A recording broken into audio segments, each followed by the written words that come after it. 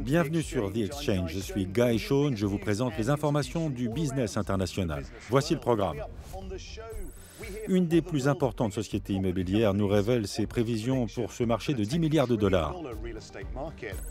Nous irons ensuite à Paris rencontrer la famille Kretz. Les stars de la série Netflix The Agency nous montrent à quel point le marché de l'immobilier rebondit après une année difficile. Confinement, télétravail, vacances reportées, nous nous sommes habitués au vocabulaire de la pandémie. Nous vivons à son rythme. Le Covid a changé la dynamique du secteur de l'immobilier, l'un des principaux moteurs de la croissance économique mondiale.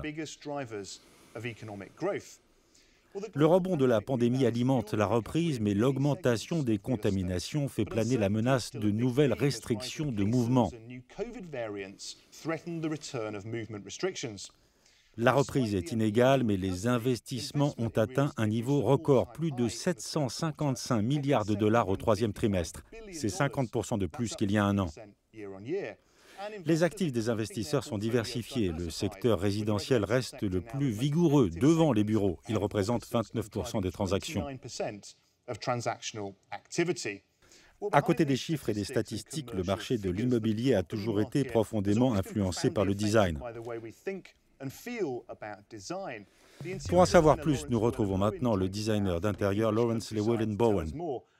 Lawrence, merci d'être avec nous sur The Exchange. Vous avez passé des décennies à travailler dans ce domaine entre le design, l'architecture et la culture. Lorsque nous parlons d'espace de vie, qu'est-ce qui a changé dans la façon dont les gens conçoivent l'aménagement ? C'est intéressant parce que l'architecture est une forme d'art avec beaucoup d'inertie et qui prend des décennies. Un architecte qui a une idée aujourd'hui ne verra sans doute pas avant 5 ou 6 ans le résultat de cette idée.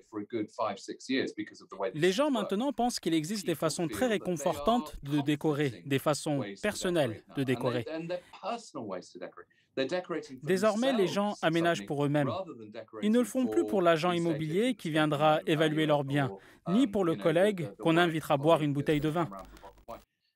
En réalité, les gens restent à la maison, dans des maisons et des environnements très confortables, très domestiques. Laurence, merci. Le Covid pousse les gens à rester chez eux et la tendance pourrait durer. Laurence nous a dit que les goûts changent, mais comment cela affecte-t-il les transactions qui se font sur le terrain ?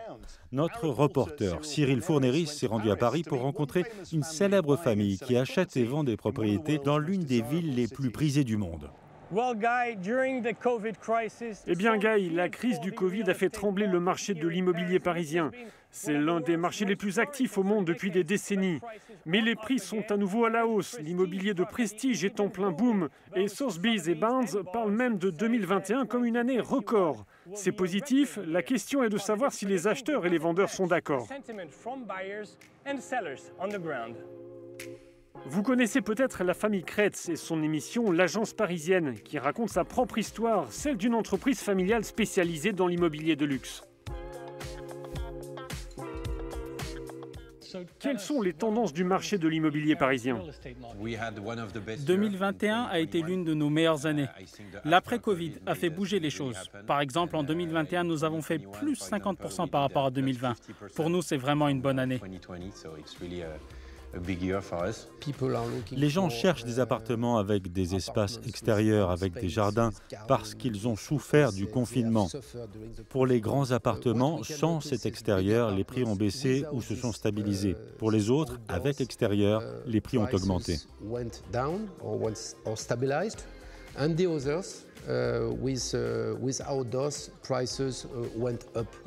C'est une tendance globale ? C'est une tendance globale. Les gens ont eu le temps de penser à leurs projets pendant le Covid. Et maintenant, il est temps de les mettre en œuvre. En ce moment, les investisseurs et les familles riches veulent investir. Tout le monde cherche un investissement sûr. Et qu'y a-t-il de plus sûr que l'immobilier ? Voilà donc l'analyse d'une des familles les plus célèbres dans le monde de l'immobilier. L'année a été difficile pour le secteur. Tout n'est pas rose dans le jardin, mais les perspectives immobilières s'améliorent. Nous avons vu comment la pandémie a changé les tendances, comment dans les grandes villes, les agents immobiliers s'adaptent, mais qu'en pensent les investisseurs à la recherche de niches pour faire des profits? Sean Coghlan est directeur de recherche sur les marchés des capitaux de la société d'investissement immobilier JLL à New York. Sean, quelles sont vos prévisions pour 2022? Nous sommes entrés dans une nouvelle ère où les espaces de vie, de travail et de jeu sont imbriqués. Nous sommes encore au stade de l'expérimentation. Beaucoup de choses restent à déterminer et cela crée des opportunités. Le développement durable était accessoire, il devient l'unique moyen d'avancer. Les investisseurs peuvent désormais intégrer dans leurs projets la technologie de groupes qui ont des convictions très fortes. Cela peut concerner de très nombreux secteurs du marché. À mon avis, c'est l'un des thèmes qui va motiver des groupes d'investisseurs sur le marché l'année prochaine. Merci Sean. Le développement durable et la technologie, moteur du design et de l'innovation. C'est maintenant le moment de notre tour du business en 60 secondes. Les données sur la confiance des consommateurs dans la zone euro pour le mois de décembre. Ces dernières semaines, le moral des consommateurs est plombé par les prix de l'énergie et le retour aux mesures de restriction. L'augmentation des contaminations et le variant Omicron pourraient freiner les dépenses pendant les vacances de Noël. La Turquie publie ses données mensuelles sur ses réserves de change. Ankara a vendu 1 milliard de dollars de devises étrangères pour soutenir la lire, qui a perdu 30% de sa valeur par rapport au dollar. L'inflation atteint des niveaux records et le pays s'enfonce dans la crise économique. Enfin, Nike publie ses résultats pour le deuxième trimestre fiscal et revoit à la baisse ses prévisions en prenant en compte les délais d'approvisionnement et la pénurie de main-d'œuvre.